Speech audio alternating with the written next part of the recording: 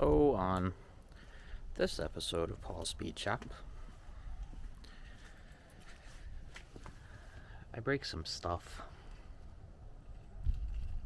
under there. Way up under there. Right inside of there.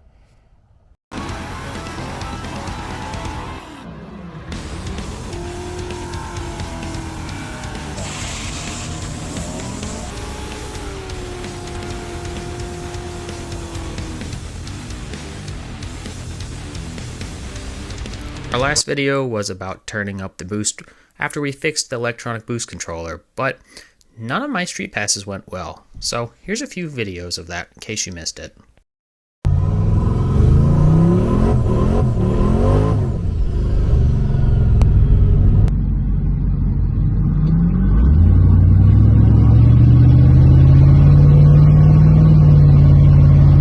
So the first place I went to solve the car spinning the tires was tire pressure. So Kenneth and I addressed that in the driveway. What are we doing? Driving. Don't kick that, please. Who have we got with us? Which ones?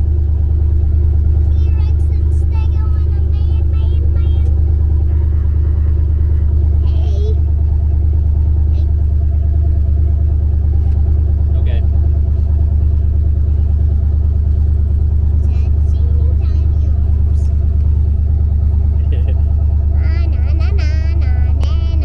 And before I went to make a test pass with the adjusted tire pressure, I wanted to put some heat in the car and see if I could make positive manifold pressure on the foot brake. So Kenneth and I drove it up the street, which is only like an eighth of a mile dead end road before the fun police shows up, and then backed it up the driveway and tried that. Okay, you ready? Yeah! Alright, I'm gonna turn it on. Okay. I'll tell you what number. Wait for it to load. Hang on, wait till it says 0. Now turn it up to 50.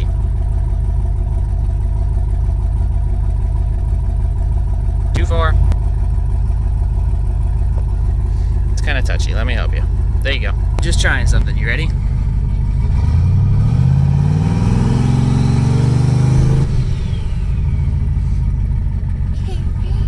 want to do that again. Tiffany and Kenneth then followed me to make a quick test pass from a dig.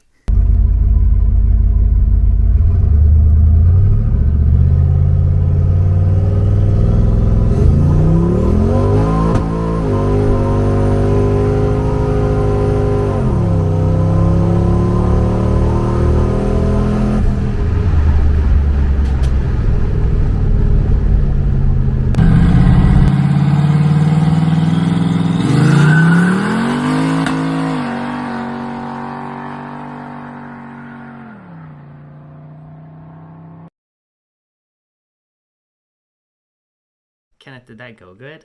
No, Why? because you spin your tires and you almost wrecked like. I didn't almost wreck. Because you were going too fast.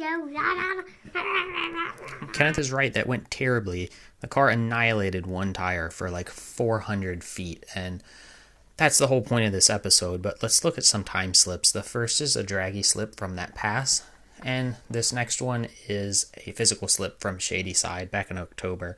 And I'm going to sort of swap them back and forth so you can compare and contrast. The draggy slip, the car spun the tire for like 400 feet, and then I finally got it into third gear, and it was way too low in the RPM for third gear. It had way more wheel speed than it had road speed, so it finally got in third gear and was able to clean pull and made a good bit more mile an hour than the Shady Side pass, which is promising.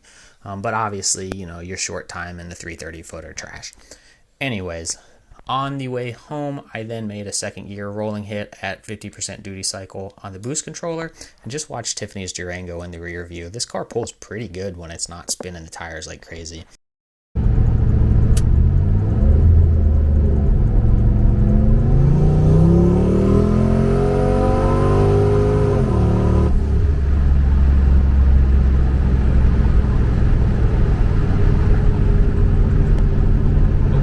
So where does this leave us? What's going on here? Well, the clutches in the limited slip differential are slipping, and this is the same rear end, the same axle that I've had in this car.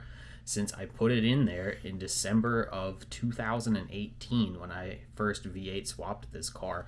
And it came out of, I think, like a 91 Mustang, and that car had a roll cage in it and slicks, and so it probably had some abuse. I got a really good deal on the whole rear end from a buddy of mine, and it already had 373 gears in it. So I had the axles out of this car back in September, and the clutch packs really didn't look too bad, but I wasn't looking very closely at them, and that's about when I was wrapping up the turbo build on this car, so they've probably had a lot more abuse at a lot more power now. So this kind of leaves us at an impasse.